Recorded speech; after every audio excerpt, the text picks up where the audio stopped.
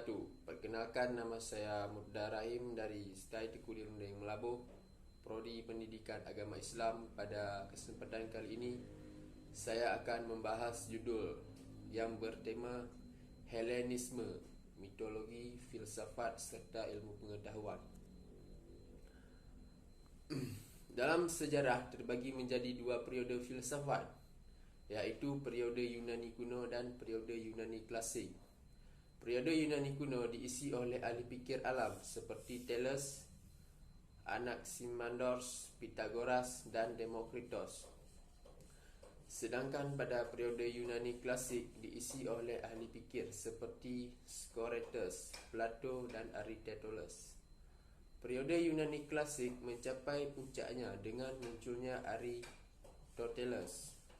Setelah ia meninggal dunia, pemikiran filsafat Yunani mengalami kemunduran sehingga terjadinya kekosongan dan tidak ada ahli fikir yang menghasilkan buah pemikiran filsafat seperti Plato atau Aristoteles sampai munculnya filosof Plotinus. 5 abad dari adanya kekosongan di atas diisi oleh aliran-aliran besar. Pokok pemikiran filsafat dipusatkan pada cara hidup manusia, sehingga orang yang dikatakan bijaksana adalah orang yang mengatur hidupnya menurut budinya. Cara untuk mengatur hidup inilah yang menjadi dasar dari epikurisme, stoaisme, dan skeptisisme. Menurut sejarah filsafat, masa ini sesudah Aristoteles disebut zaman Helenisme. Helenisme merupakan nama kebudayaan, cita-cita dan cara hidup orang Yunani. Filsafat Yunani dimulai pada pemerintahan Alexander Agung. Pada zaman ini terjadi pergeseran pemikiran filsafat dari filsafat teoristis menjadi filsafat praktis. Istilah Helenisme sendiri dalam istilah modern diambil dari bahasa Yunani kuno yang dari kata Helezid yang berarti berbicara atau berkelakuan seperti orang Yunani. Atau dalam bahasa Inggris disebut to speak or make great. Lama periode ini kurang lebih 300 tahun. Dimulai dari masa Alexander Agung atau meninggalnya Aristoteles hingga berkembangnya agama Kristen atau zaman Philo. Helenisme sendiri dibagi menjadi 2 fase, iaitu fase Helenisme dan fase Helenisme Romawi. Fase Helenisme adalah fase yang ketika pemikiran filsafat yang hanya dimiliki oleh orang-orang Yunani.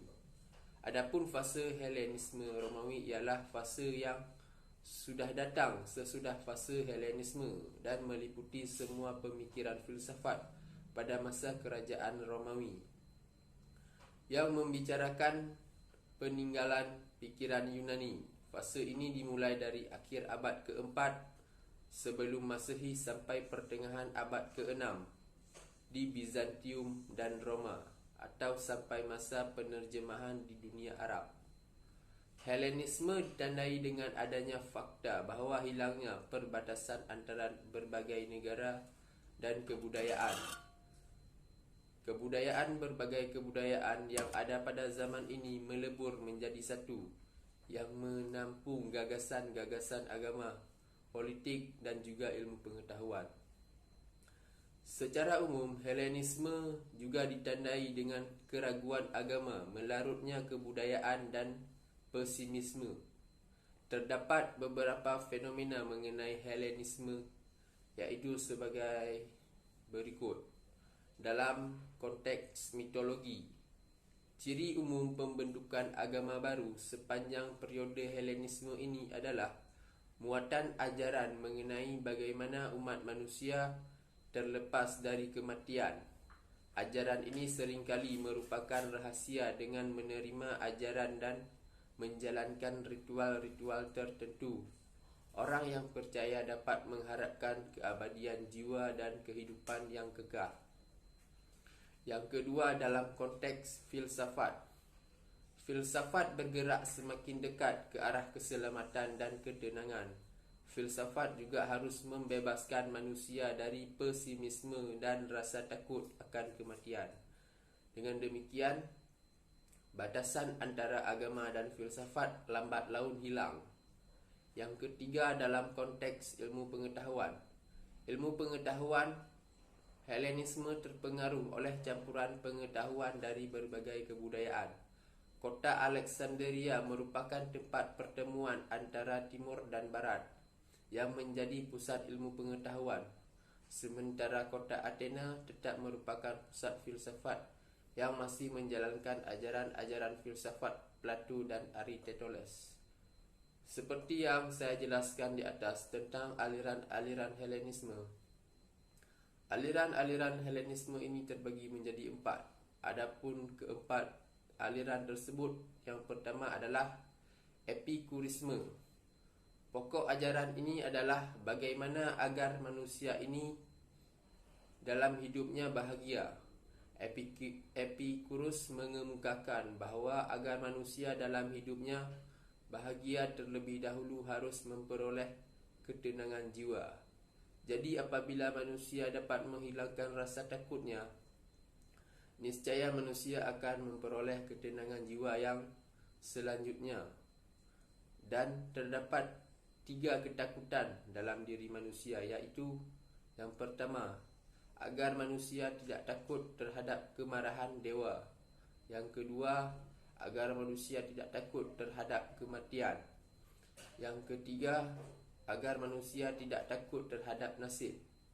Untuk mencapai kebahagiaan ini, manusia harus menghilangkan rasa ketakutannya terhadap kemarahan dewa, kematian dan akan nasib.